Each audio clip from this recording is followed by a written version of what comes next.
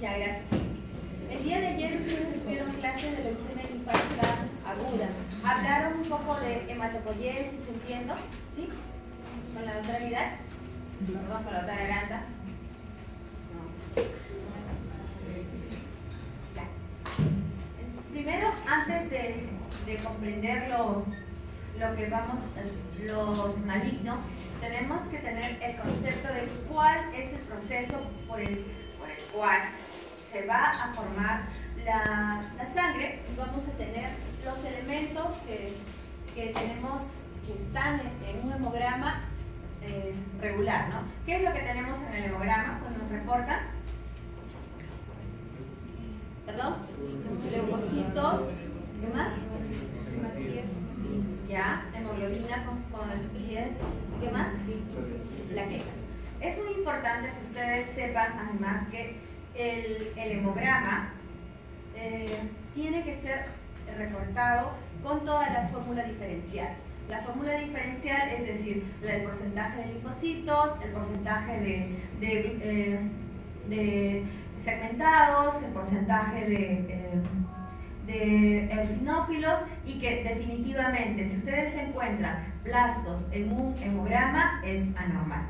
Todo va a salir, bueno, si recordamos en nuestras clases de biología, la célula madre que va a ser la que va a dar origen a las diferentes series que nosotros vamos a encontrar en sangre periférica: glóbulos rojos, plaquetas y glóbulos blancos.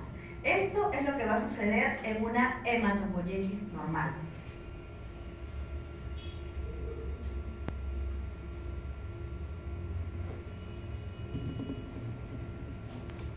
Entonces, recordemos también dónde se realiza la hematopoiesis. Hoy día les estuvieron preguntando, ¿verdad?, cuando hicieron el aspirado con el doctor Ríos, ¿sí?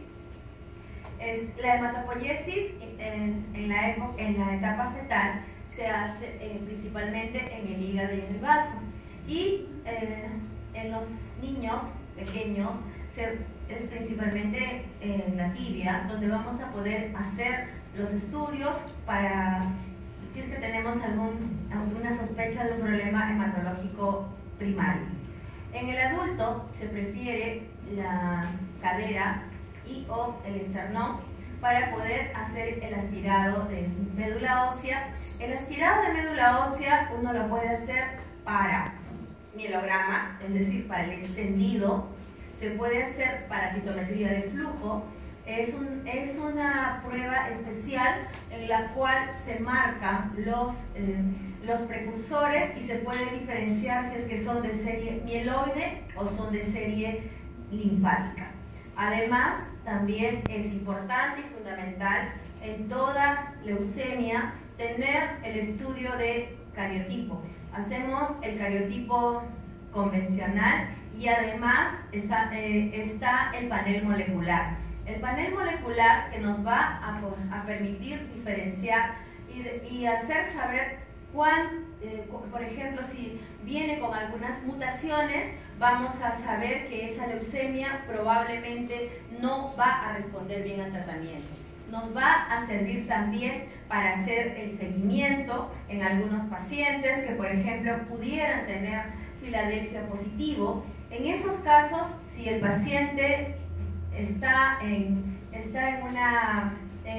remisión, es decir, hemos controlado la enfermedad con quimioterapia, se puede también hacer la biología molecular para, si está negativo, para pasar a la otra parte que es trasplante de médula ósea, que no se hace en todos los pacientes.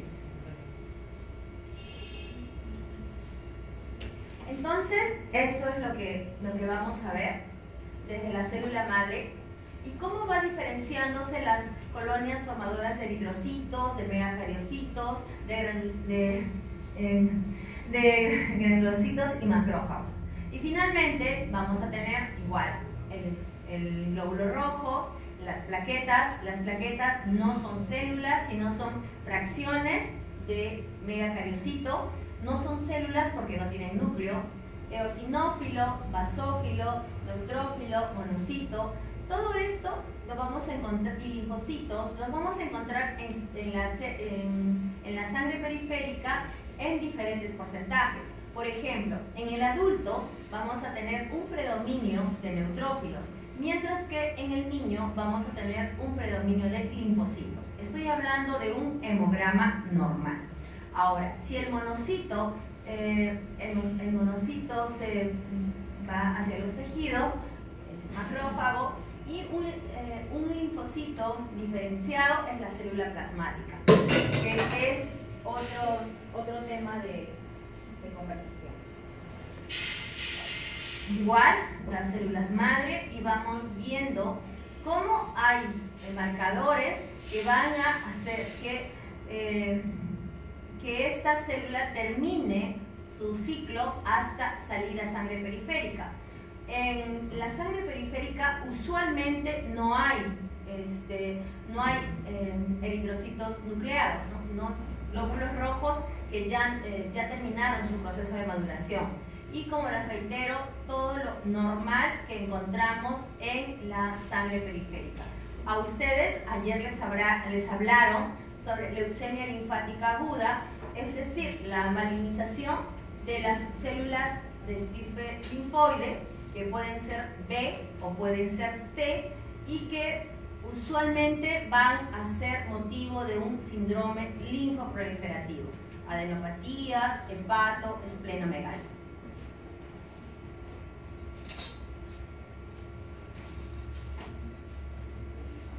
Igual, estos son los marcadores que tiene tanto en el núcleo como el citoplasma. No les voy a decir que aprendan esto, no les voy a tomar esto en el examen, pero sí quiero que sepan que, por ejemplo, cuanto más inmadura es la enfermedad, la transformación me va a marcar CD34, que es la célula madre, HLA-DR, que también me habla de una célula que ha sufrido mutaciones en un nivel bastante alto de la hematopoiesis. En cambio, cuando nosotros ya vamos viendo, hay marcadores de línea mieloide y de línea linfoide. La médula ósea,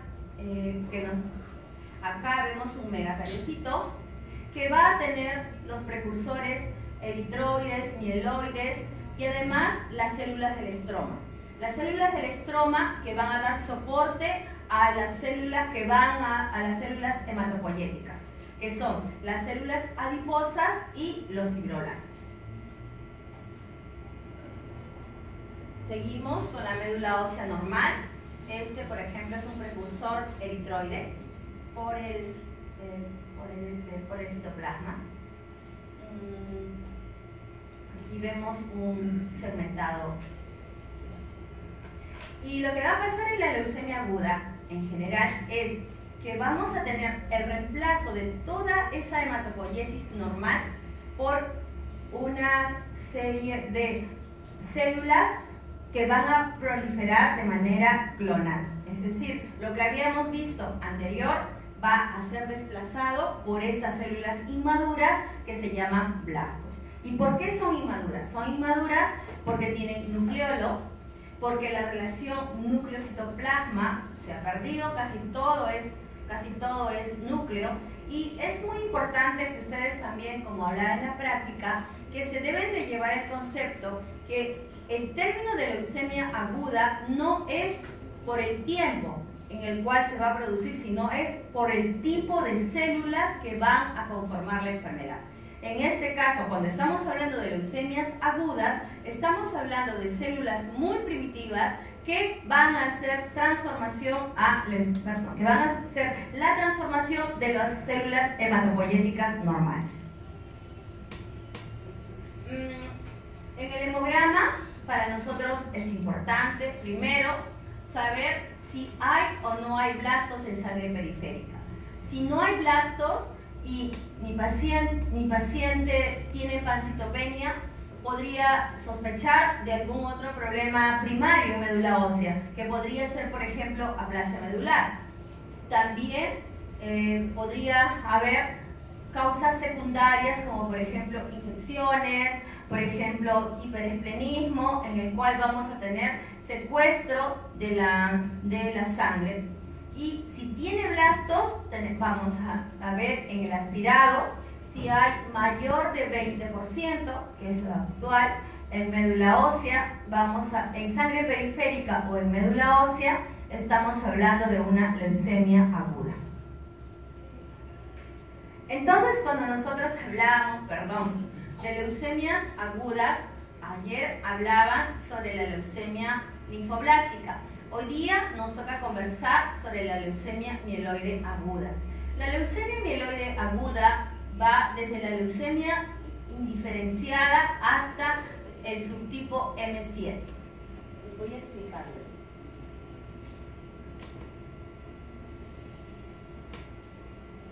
Entonces, habíamos dicho que son células hematopoyéticas inmaduras y que por eso se llaman agudas, que se van a acumular en la médula ósea y que por ello va a haber una disminución de la hematopoiesis normal.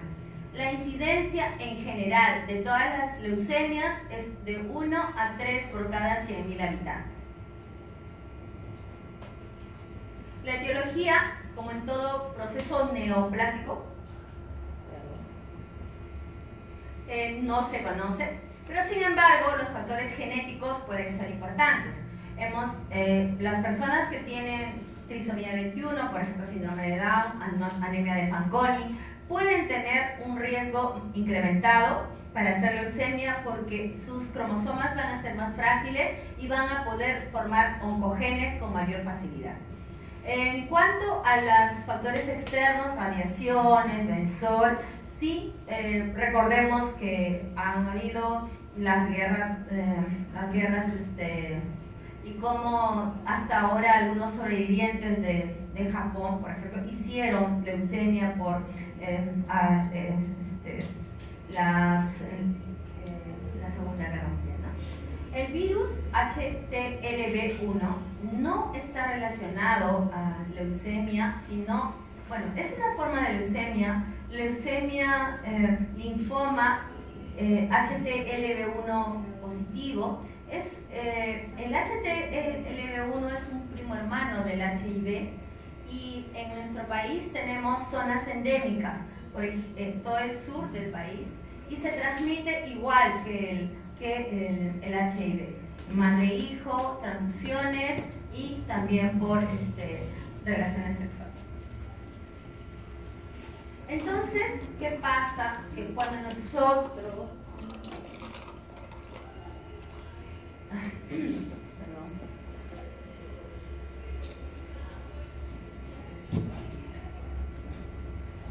Entonces, ¿qué sucede? Nosotros, recordando nuestro ciclo celular, ¿sí? Todos teníamos proto-oncogenes, ¿correcto? Y teníamos genes supresores de tumor. Entonces, cuando ello está en equilibrio, no hay problema. Pero, ¿qué pasa cuando hay mutaciones, delecciones, translocaciones? Tenemos oncogenes. ¿Qué pasa con estos oncogenes? Hacen que las células tumorales tengan unas características diferentes, que se autorrenueven, que tengan una pérdida de capacidad de diferenciación y disminución de la apoptosis. ¿Qué quiere decir autorrenovación? Que no van a entrar a un ciclo regular normal, ¿correcto? Van a entrar a un ciclo regular de repente más corto, se van a reproducir con gran velocidad.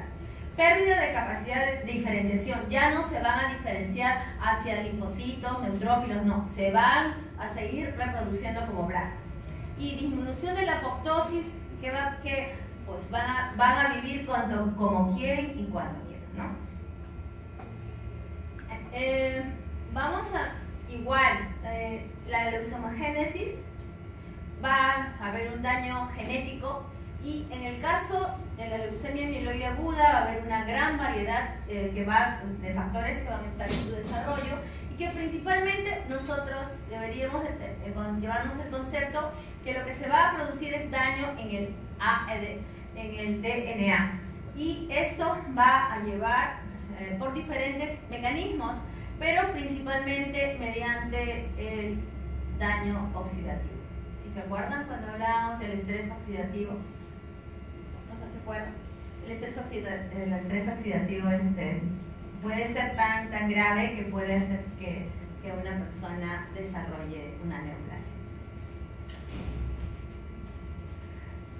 Igual los factores, hemos tenido pacientes gemelos, hay mayor incidencia en los llamados pacientes con estados preleucémicos, es decir, los pacientes que tienen los síndromes mielodisplásicos, que ahora son hasta antes de 20%, se llaman síndromes mielodisplásicos de alto riesgo.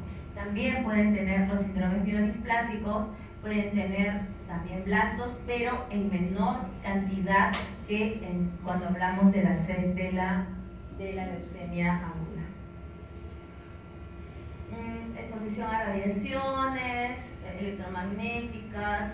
Tenemos también las leucemias secundarias, por ejemplo, personas que han recibido agentes alquilantes, inhibidores de la topoisomerasa, pacientes con cáncer de mama, pacientes que hacen transformación de una mielodisplasia a una leucemia aguda y que usualmente es una leucemia mieloide. En general, la clínica, ¿qué vamos a tener? A todo aquello que va a hacer falla en la médula, es decir, anemia en diferentes grados, trombocitopenia, leucopenia o leucocitosis, hemorragia en diferentes grados, fiebre, adenopatías y hepatoesplenomegalia.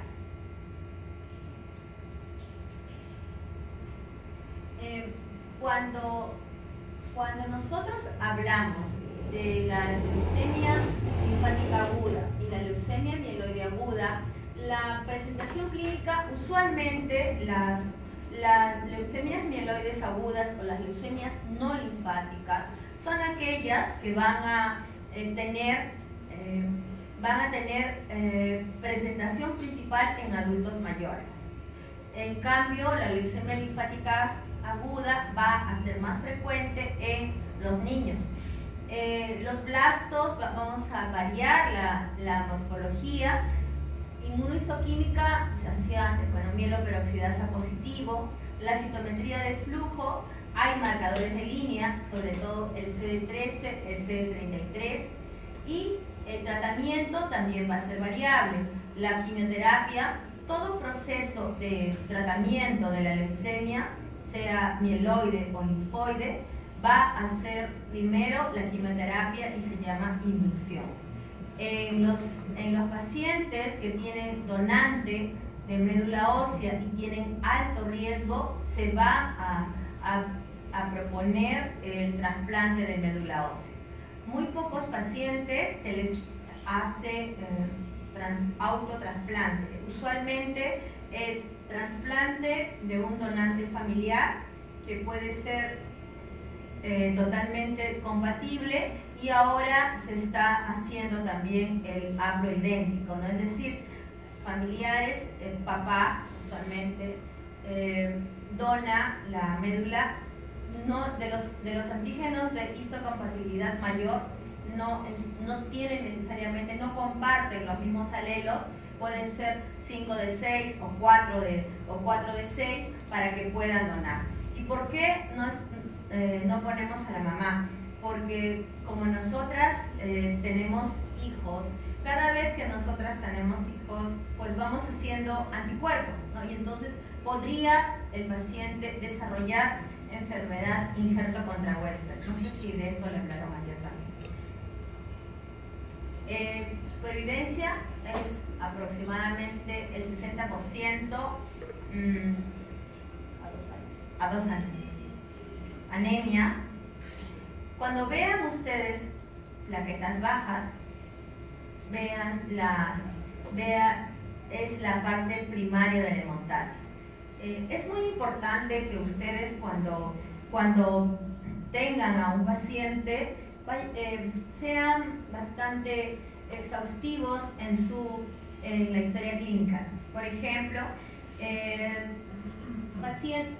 Un paciente, 16 años, hemograma, no tenía anemia, normal, tenía un poco de linfocitosis y plaquetopenia sí severa.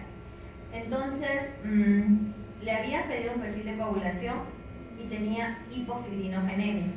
Entonces, vamos a ver luego que la leucemia mieloide M3 va con una coagulopatía de consumo. Y ya el jovencito estaba saliendo de alta con el diagnóstico de púrpura trombocitopénica inmune. Pero como tenía el fibrinógeno bajo, estaba en 80 y no es regular que haya ese fibrinógeno, a no ser que haya una hepatopatía, se le hizo se le volvió a ver el hemograma y lo que tenía era una leucemia promielocítica. Entonces, no todos los casos van a ser iguales, pero tienen que estar atentos y tienen que evaluar bien un hemograma y evaluar bien un perfil de coagulación. No se olviden que si tienen plaquetopenia, ya no es necesario que hagan coagulación y sangría, porque cuando hacen coagulación y sangría, lo que están viendo es la función de las plaquetas.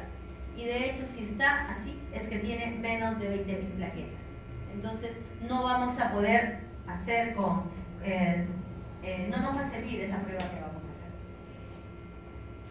En el laboratorio, anemia, trombocitopenia en diferentes grados, leucocitosis o leucopenia, anormalidades de la coagulación en el subtipo M3, en el mielograma o en la sangre periférica, habíamos dicho, mayor de 20% de blastos. Otros hallazgos que para nosotros son importantes, el incremento del ácido úrico, de la DHL y de la creatinina, porque los pacientes que vienen con alta carga tumoral, creo que ayer veíamos un paciente que tenía 380.000 leucocitos, y estos pacientes que tienen más de 100.000 leucocitos al debut, siendo el recuento normal de glóbulos blancos de 5.000 a 10.000 en promedio, vamos a tener mayor probabilidad de que hagan lisis tumoral. La citogenética, como ya les había mencionado, la citogenética convencional y también el panel molecular que se hace por PCR. La citometría de flujo, que nos va a permitir diferenciar si es de línea linfoide, mieloide, e incluso hay leucemias bifenotípicas que marcan tanto de linfoide y mieloide. ¿Qué hacen ustedes si reciben un paciente con leucemia aguda?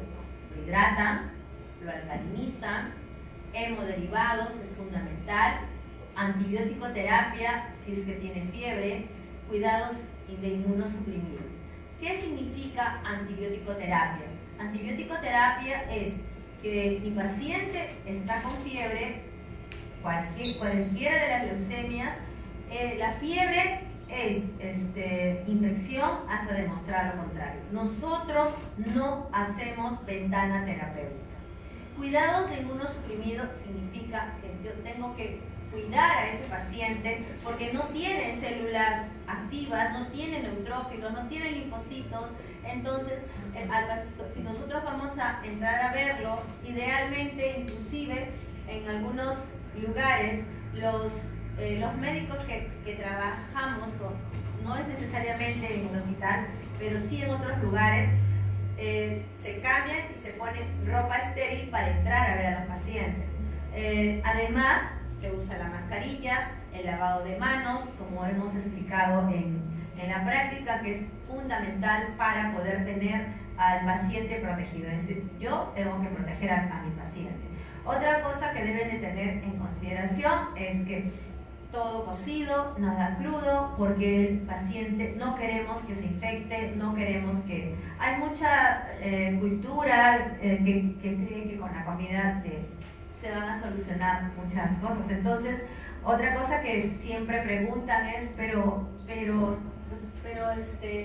si siempre tiene anemia, ¿no va a terminar con leucemia? No, porque la anemia más frecuente, ¿cuál es?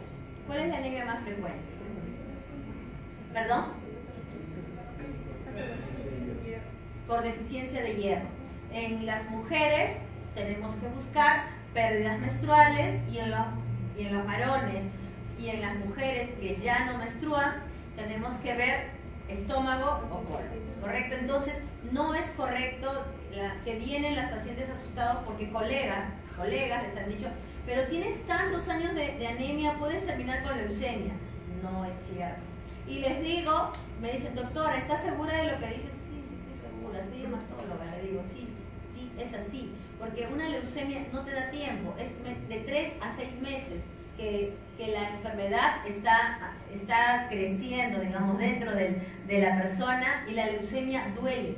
Esas células que están infiltrando la médula ósea duele porque les he dicho que se expanden con rapidez y además esa expansión hace que esas células al estar dentro de la médula ósea causen dolor. Vamos a hablar, bueno, la leucemia mieloide aguda va a ser una transformación, proliferación clonal de las células neoplásicas de origen linfoide. Y como les había mencionado, usualmente es más frecuente en adultos mayores, 80% de las leucemias, con una edad promedio de 64 años.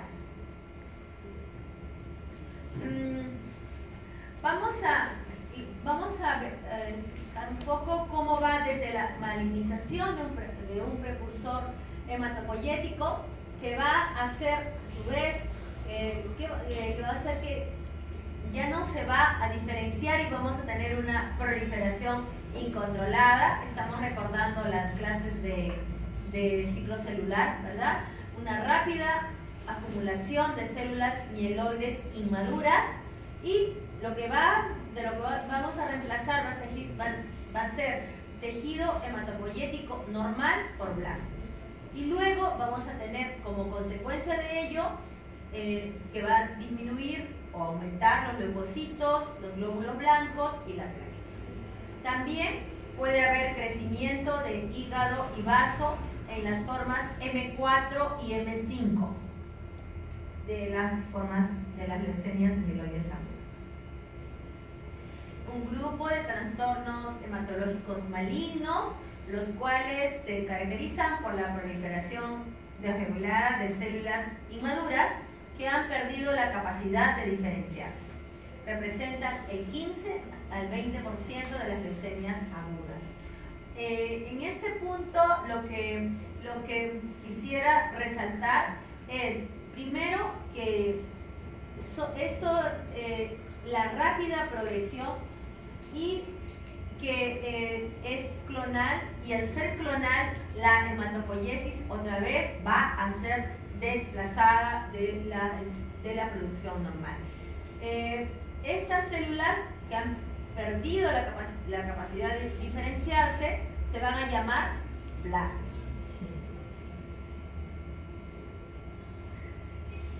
Es muy importante en toda la parte de la medicina tener la sospecha diagnóstica a partir de la anamnesis, exploración y hemograma.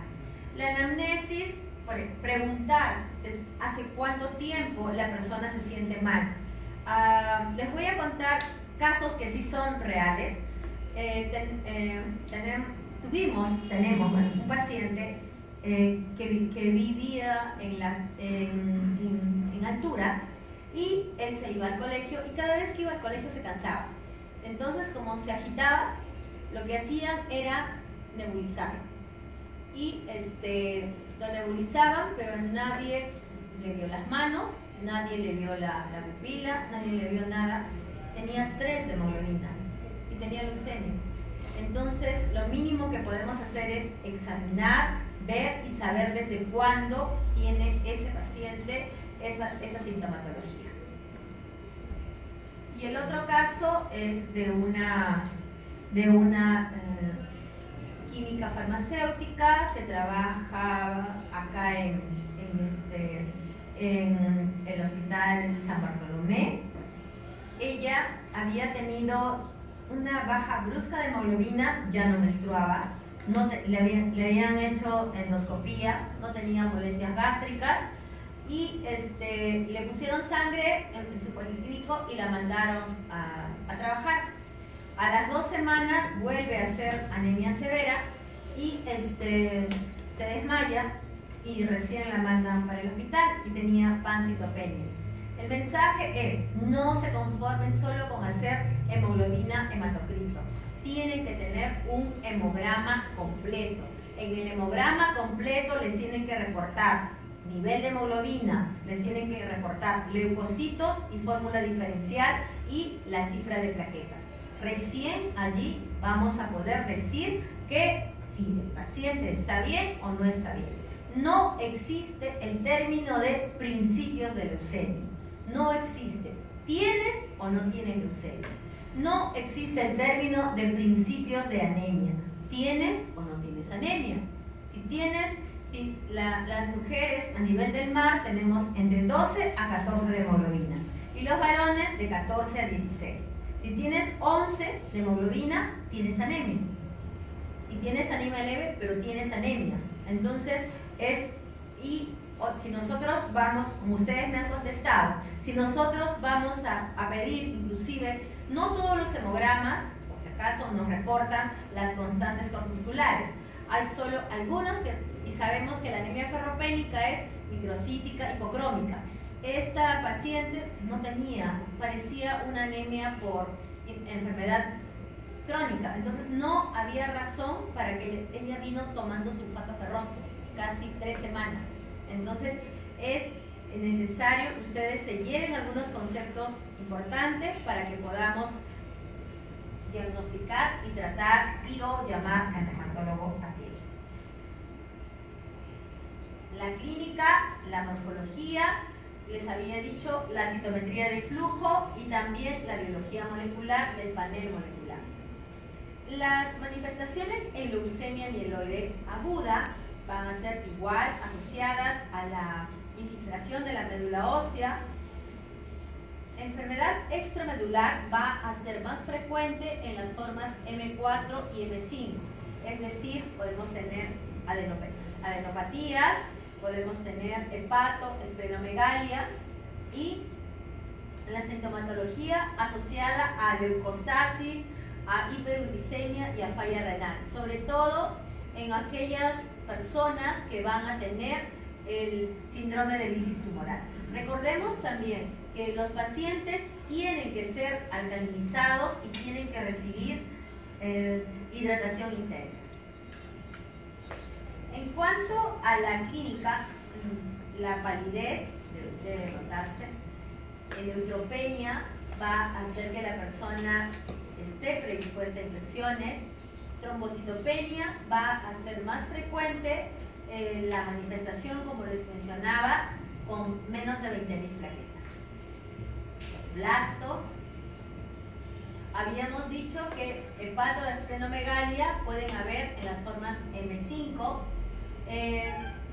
Sistema nervioso central también podría haber. Cloromas o sarcomas granulocíticos son las formas como se puede presentar la leucemia mieloide en forma de tumores sólidos. Es muy poco frecuente, pero también se puede presentar. Algunos pacientes también traen hipertrofia gingival, algunos pacientes también tienen infiltración en el nervio óptico y pueden tener también leucostasis con daño en el sistema nervioso central y o pulmonar por la gran carga tumoral. En el hemograma, los leucocitos, como les decía, están entre 5.000 a 10.000, ¿no? Bueno, puede venir, lo normal es entre 5.000 a 10.000, pero es diferente si yo tengo 5.000 leucocitos y me dicen 95% de blastos. Si tengo un hemograma que me dicen 5.000 leucocitos, 90% de linfocitos, y o que me dicen o que me reportan un hemograma con 90% de segmentados y 14% de bastonados. Entonces estamos hablando de 3 casos diferentes. En el que me reportan blastos es una leucemia, en el que me reportan linfocitos, si no son linfocitos atípicos, podría ser una infección viral o podría ser un hemograma en el niño que está que ellos tienen predominancia de linfocitosis. Y en el tercer caso podría ser un paciente que está con una infección severa.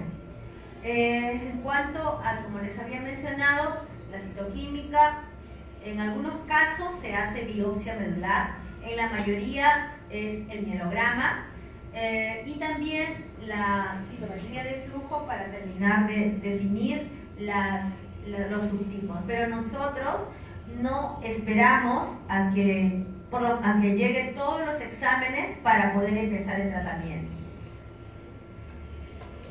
En cuanto a las pruebas de laboratorio, que también van a ser complementarias, además de las que están aquí mencionadas, también se hace los perfiles de hepatitis, A, B, C, se hace también HTLV1, se hace HIV, porque estas personas, aparte de que van a venir a politransfundirse, porque van a recibir quimioterapia en altas dosis, también hemos tenido casos que en pacientes HIV que también han desarrollado linfomas, leucemias y que igual han tenido que ser tratados en forma paralela con el tratamiento TARGA, porque a veces no es tanto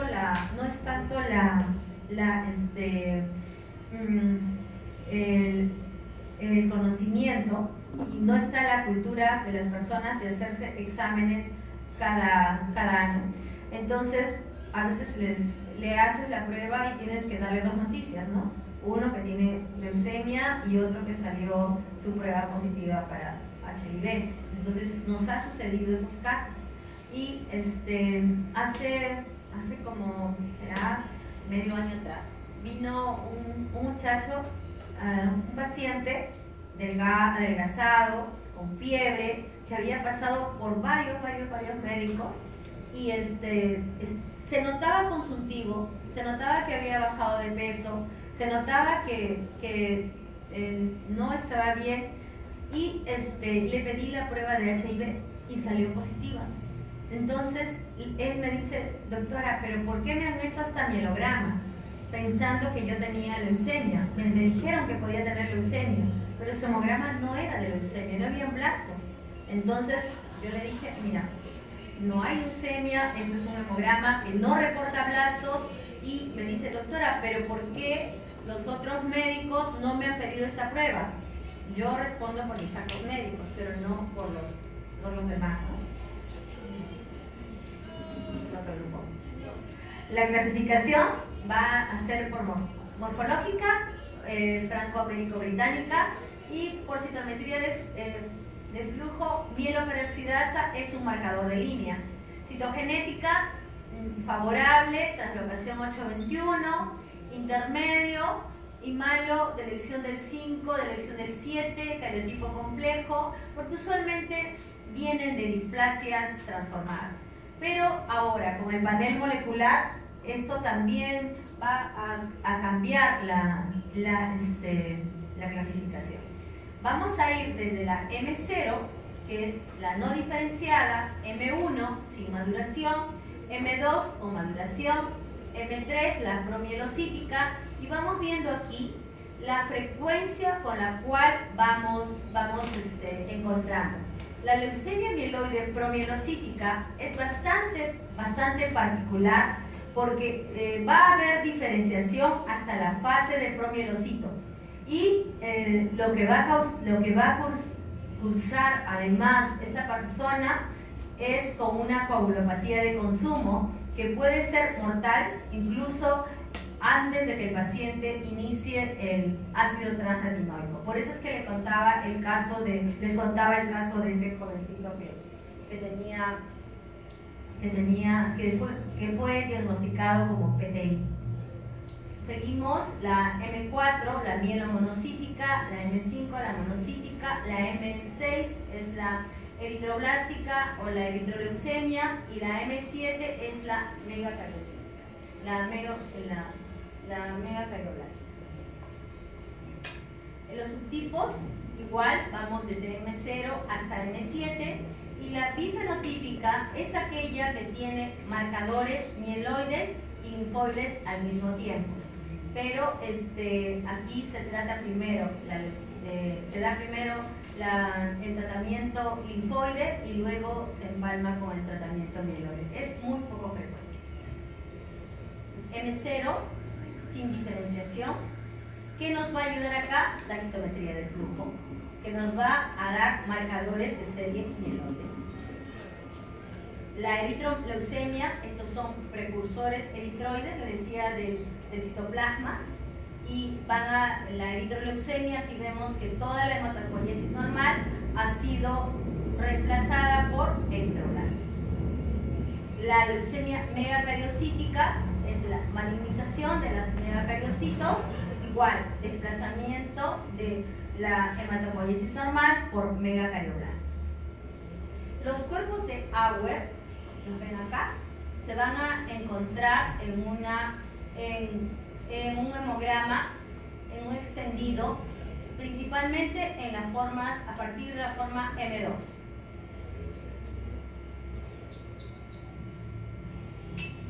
Aquí está los cuerpos de Auer en un 25 a 30%, y ya vemos algo de maduración, que nosotros veíamos cómo iban desde la célula madre hasta las células maduras. La M0, igual, como les decía, indiferenciada, y lo que va a expresar es mieloperoxidasa, que es un marcador de línea. La M1, que es esto, un cuerpo de Auer. La M4, que era la mielomonocítica. La M5, que es la monocítica y que puede cursar con, igual que la M4, con un síndrome linfoproliferativo. La M6, eritroleucemia, y la M7, la megacariocítica. Los factores pronósticos: edad, genética, leucocitosis más de 100.000, las leucemias secundarias y el grupo FAB. El grupo FAB es, por ejemplo, de todos los subtipos, la que mejor pronóstico tiene es la M3, la leucemia promielocítica, porque a pesar de que cursa como una coagulopatía de consumo, pues si se da pronto el tratamiento, estas personas van a poder salvar su vida y vivir muchos años. El riesgo, habíamos dicho, este es el panel que se hace ahora para ver, además por biología molecular, si es que el paciente tiene algunas otras mutaciones que pueden empobrecer el pronóstico de la leucemia. Pronósticos adversos: edad mayor de 60 años. Tenemos muchas comorbilidades en las personas adultas mayores. Por ejemplo, el paciente adulto mayor a veces tiene hepatopatía, tiene hipertensión arterial, tiene diabetes, y entonces tenemos que ver riesgo-beneficio de empezar la quimioterapia. Mal estado general al diagnóstico, las leucemias secundarias y los subtipos M0, M5, M6 y M7. M0 indiferenciada, M5 monocítica, M6 eritroleucemia y M7 megacarioblast.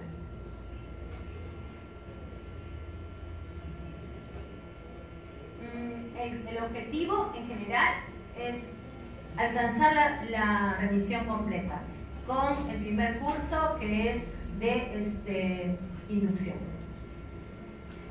Igual, y la hiperhidratación es para prevenir la lisis tumoral. No le voy a restringir líquido, lo tengo que hidratar, porque estas células son muy frágiles, se van a romper y estas células pueden taponear el riñón.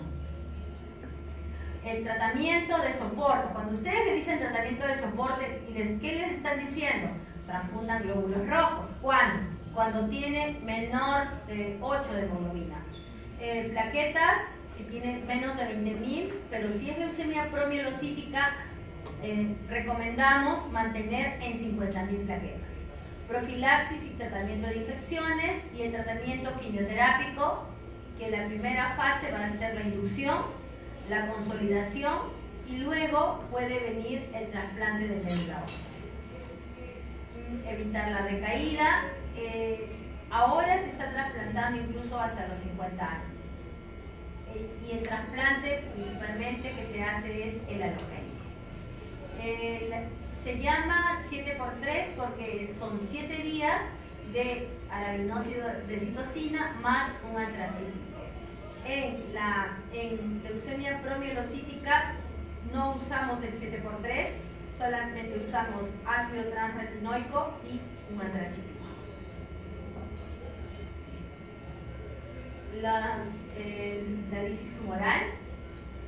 La leucemia promielocítica, vamos a darle unos minutos especiales porque es una leucemia con diferenciación, potencialmente curable, pero que sin embargo es una emergencia hematológica porque el paciente va a tener una coagulopatía de consumo. Dentro del grupo FAB se ha clasificado como la M3, 10 a 15%, y ante la sospecha yo no voy a esperar que me llegue el cariotipo 15-17, sino vamos a empezar la transfusión y vamos a empezar el ATRA.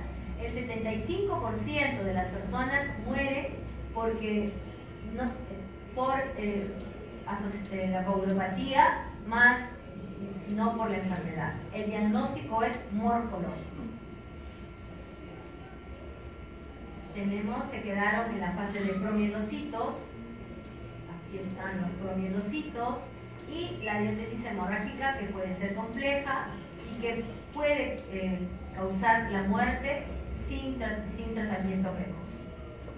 En cuanto al diagnóstico, va a haber la translocación 15-17, se va a producir una proteína quimérica que es la fusión de dos oncogenes, el PML-RA.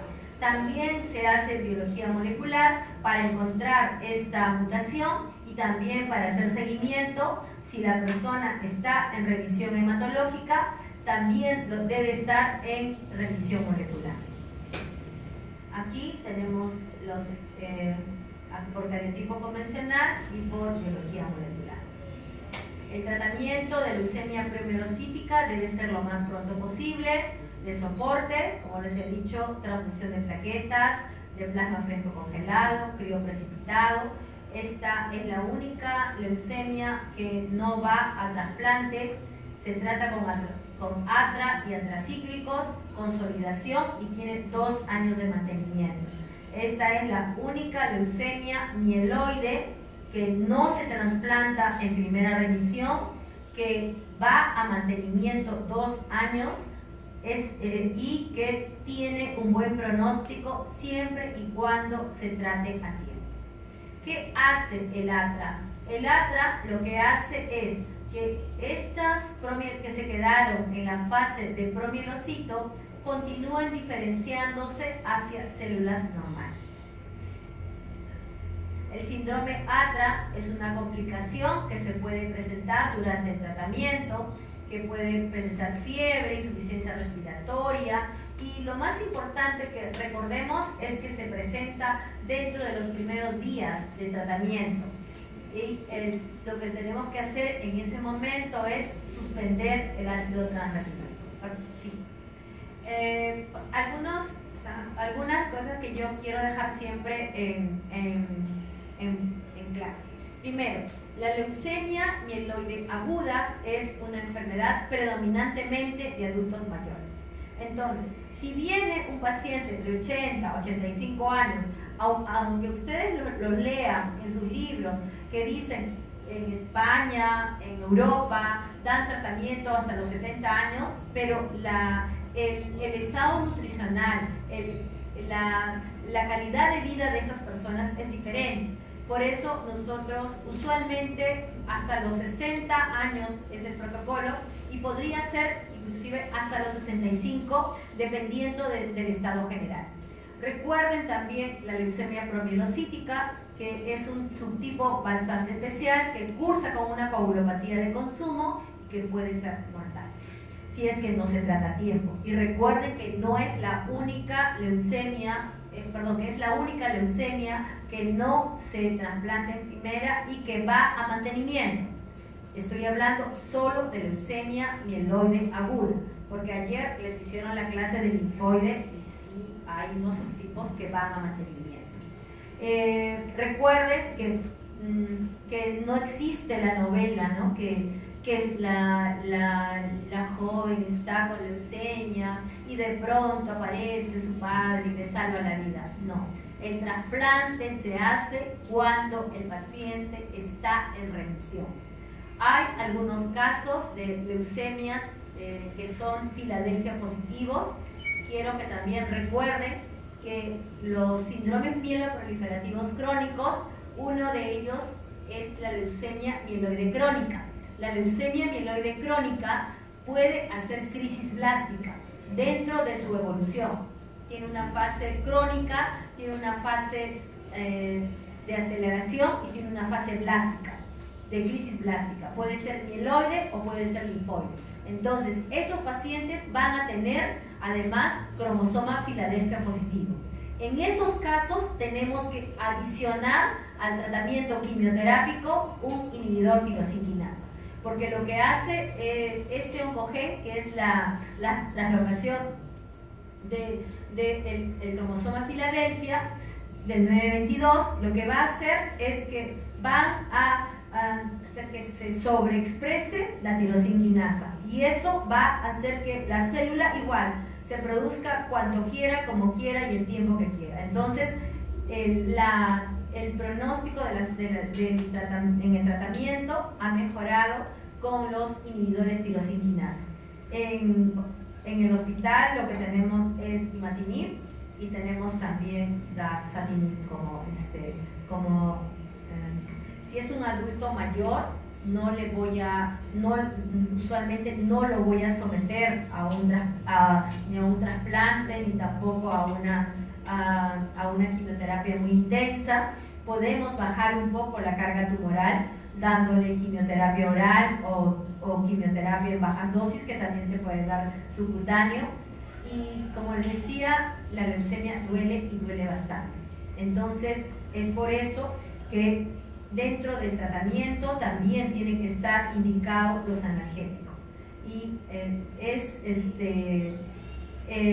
cuando nosotros damos la quimioterapia, el paciente al quinto o sexto día que ha terminado la quimioterapia empieza una pancitopenia profunda, porque lo que tenemos que hacer es erradicar todo lo que tiene, todo lo malo y lo poco de bueno que pueda tener. Y se espera entre 15 hasta 21 días que la médula ósea vuelva a recuperarse. Vuelva a recuperarse con células normales o con células otra vez tumorales. Si son células tumorales, es refractario al tratamiento y hay que buscar otra línea de tratamiento. Si es que el paciente alcanza la remisión completa, el paciente va y continúa dentro del protocolo. Pero cuando ya el paciente no hace remisión en primera remisión, el paciente sale de lo que es el protocolo regular y se buscan otras estrategias para poder tratar la enfermedad, ¿no? Entonces, la mayoría de las leucemias van a ser tratadas así, excepto la M3, y no todas se van a trasplantar, pero sí tenemos que tener en cuenta que hay que transfundir, que hay que hidratar, que hay que proteger.